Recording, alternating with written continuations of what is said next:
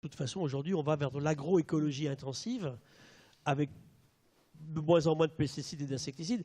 Pour le cas de l'olivier, le problème, c'est que des gens se trouvent confrontés à quelque chose qu'ils n'avaient jamais encore vu, mais qui vient d'ailleurs, qui a été importé, bien sûr. Hein. Regardez ce charançon qui nous mange tous les palmiers dans le sud de la France en ce moment.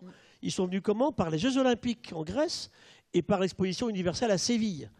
Et ce charançon, en plus, qui est un coléoptère, il ne vient pas d'Arabie, d'où viennent les palmiers, mais il vient de Thaïlande.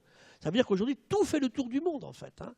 Et ça veut dire que sans arrêt, le frelon asiatique en ce moment, ce nématode de Nouvelle-Guinée qui nous mange nos vers de terre, mais constamment, on a des questions comme ça. On en aura de plus en plus, parce qu'on transporte tout partout. Donc prendre des précautions. Un moustique qui part d'un avion indien à Mumbai ce soir, il sera à Roissy demain matin. Et il a de la dengue, il a du paludisme. Donc on transporte tout partout. Et ça, c'est un problème sur lequel il faut que collectivement on travaille. Surtout pas en ayant tous exactement la même variété à manger. Vous avez raison, il faut garder un maximum de diversité génétique dans les plantes d'intérêt agronomique. C'est fondamental. Et c'est ce qui nous sauvera, la Bien diversité. sûr. Et puis en agriculture, il faut pas...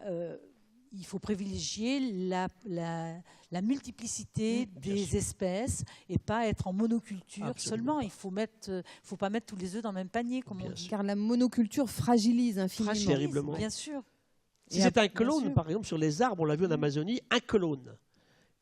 1000 arbres. Si un meurt, les 1000 meurent. C'est le même, c'est un clone, c'est des morceaux du même. Ah, ça ne marche pas, ça, c'est pas possible. Gardons de la diversité pour que... À quoi sert la biodiversité?